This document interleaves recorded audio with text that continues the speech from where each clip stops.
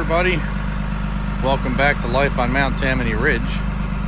I'm out here getting the truck a little bit tidied up and getting ready to head up the road. Just got done scraping the snow off the trailer and such. I had a new subscriber just recently ask me some questions. Pretty broad questions, you know, just basically what kind of truck I use. I guess he saw it in one of my videos. From the camera angle, I guess it wasn't apparent what equipment it was, which is understandable. I think the camera angle he saw was from up on a stick of a crane way up high. So it is pretty obvious why it would come across as being a broad question. So this is a 2020 Ram 5500. It's a chassis cab, as you can see. I kind of bought it as it was kind of a knee-jerk purchase in the beginning of COVID. Right, literally a day or two before COVID shut everything down, I had a breakdown in my Silverado.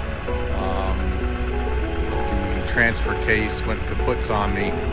Literally, I think it was like 2 days before COVID shut everything down, and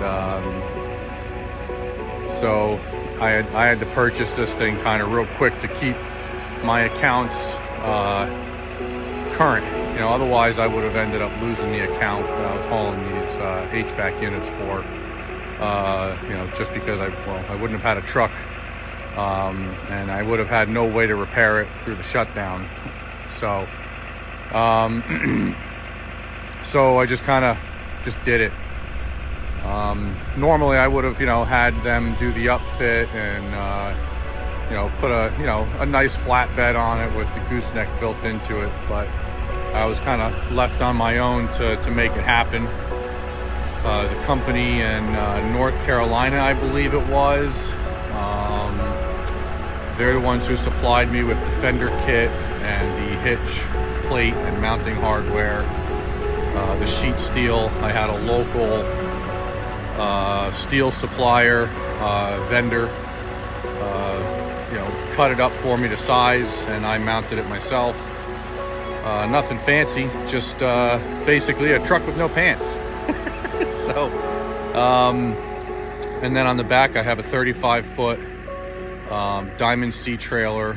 It is the 212. Yeah, there it is.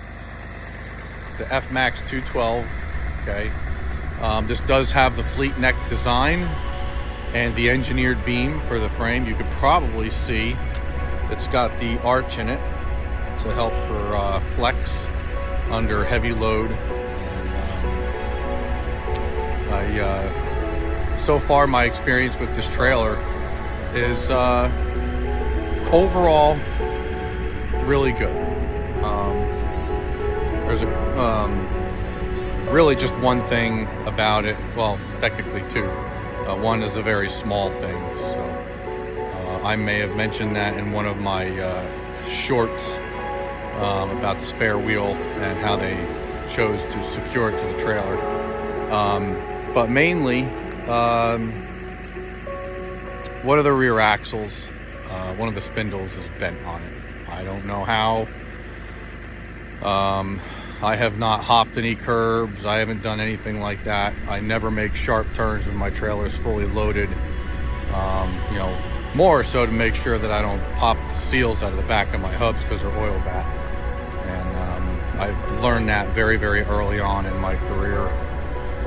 Not a good idea. So whenever I get loaded, I make sure I'm going out the direction I need to go before I make any tight turns with a loaded trailer. So, but yeah, I'm not really sure. It's kind of not a surprise to me. I have a couple guys that I've become pretty friendly with that do the hot shot thing, and they pull out of the same distribution warehouse that I do. And they've had far bigger issues with their Diamond C trailers than I have, fortunately. I guess during the COVID shutdown, I think, I could be wrong,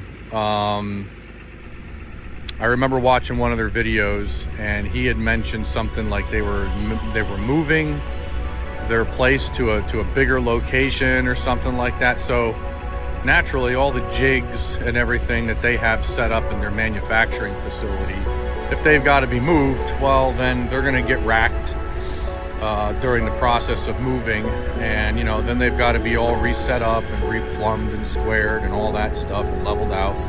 And somewhere along that process, I'm kind of speculating that one or two of these jig systems were not perfect. Actually, far from perfect, from my understanding. And a couple of these guys, literally out of the same place, they bought their trailers. They waited quite a while for them, and they got them, and they were very, very out of square and very twisted. From my understanding, I believe they've gotten those situations rectified because it was such a huge thing. Very, very, very obvious. You can't really skate around that. And as far as the axle thing, I'm probably not going to say anything to them, because my experience with these big trailer manufacturers is that they all seem to skirt around stuff, that whatever they can. Obviously the crooked trailers, they're all twisted, brand new. That was kind of like a really tough thing to get away from. So I imagine they probably decided probably a good idea to honor that. But as far as an axle, I know 100% I did not bend that axle. There's no way. I baby this trailer. Everything about the trailer, I love it. But I'm getting, really bad tire wear on a specific axle, and it's making my trailer kind of, burn through tires a lot quicker than I would have liked it to. It's not as bad as I've had in other trailers, I can tell you that. I've had far worse with other trailers, but it's definitely eating the tires. And I had some guy come here to tend to a couple of our Borders horse trailers for some repairs, and supposedly he's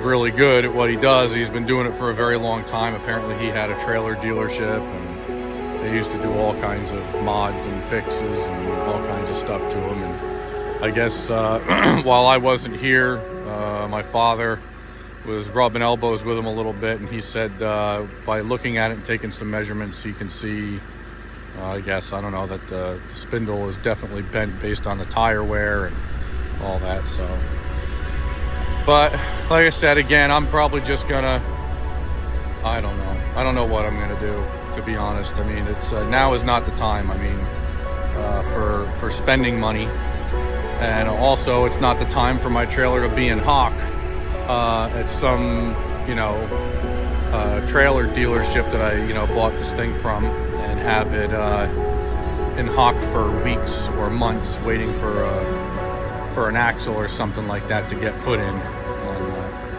And I've never, with any trailer manufacturer, I have never had a perfect experience, and I don't think anybody ever will, to be perfectly honest. And it would be unfair, actually, to expect a perfect experience with anything, because that's just not the way life goes. But anyway, other than that, this trailer is it's awesome. I'm not gonna lie, this thing is just, the other trailers so far, unless they change something, this is the best trailer. There is no doubt in my mind. I've put 17,000 pounds on this trailer, hauling my excavator and my mini skid loader. I don't go far, maybe just across town, but that arch is designed to kind of straighten out a little bit, and no straightening out on that, there is no doubt. So you could probably put the 16.5 axles on here and max it out, and it still won't flatten out. So it's a very impressive trailer. It's a shame that I'm having that kind of an issue with it, but we'll just have to see what happens in the future. I don't see myself going away from Diamond C. However, I don't know. Don't know. You know what I mean? It's just kind of one of those things. But so yeah, the Ram truck so far has been great. I got, like I said, 0 miles on it. Just about 150,000 miles. Knock on wood. It's been real good to me. Other than the fact that it beats the giblets out of me. It's an awful ride. The 4-wheel drive is pretty much useless for any freeway hauling and those sketchy situations.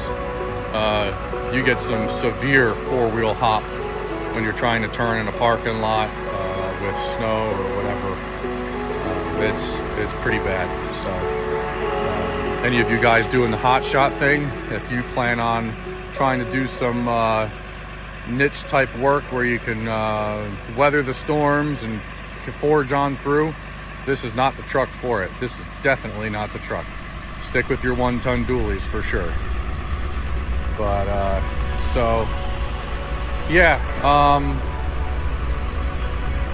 I'm running Kumos on here. They've been pretty good so far. My biggest gripe that I've had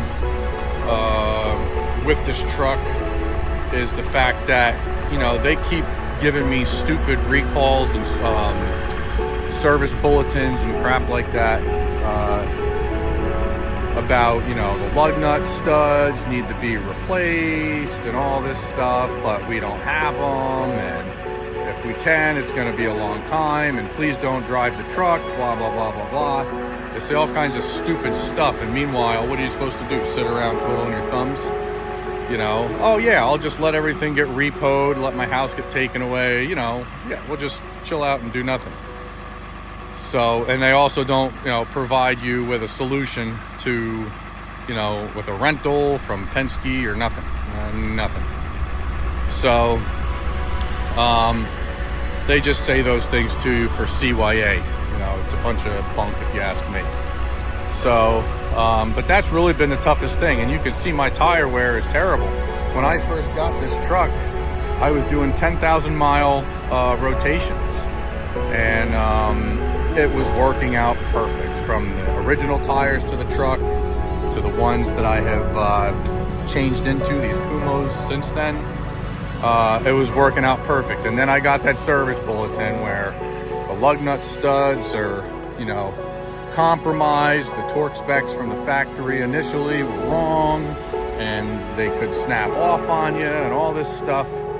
So here I am, kind of panicking, thinking, well, okay, now what do I do?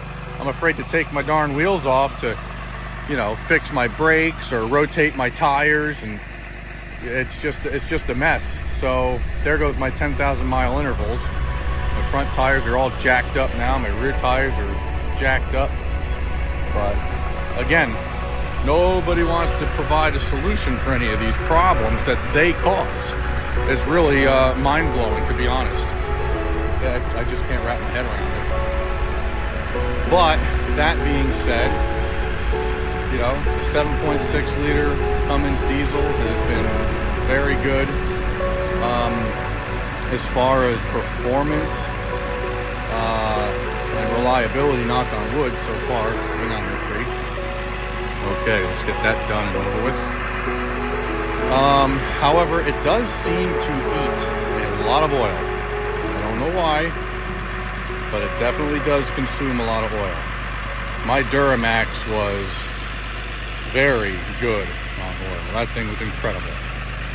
So, and of course, I've got a little over 1.2 million miles worth of drive time between 3 separate Duramaxes, and the last one that I had 415,000 miles on it when I sold it for 27 grand. So it was an awesome truck, and it's still up and running, and the people who bought it love it. They absolutely love it. I kept it in very good condition, even though I drove it as much as I did for work. So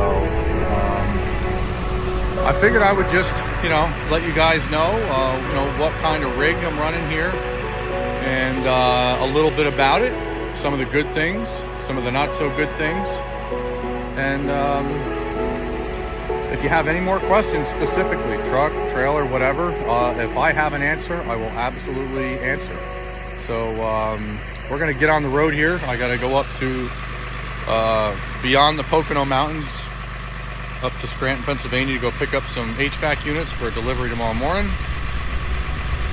And depending on how hectic it is up there in the distribution yard, I may break out the camera and record the little bit of strapping I have to do. I only have to pick up 2 units today. They're 2 small ones. And I believe I'm going to a crane appointment tomorrow.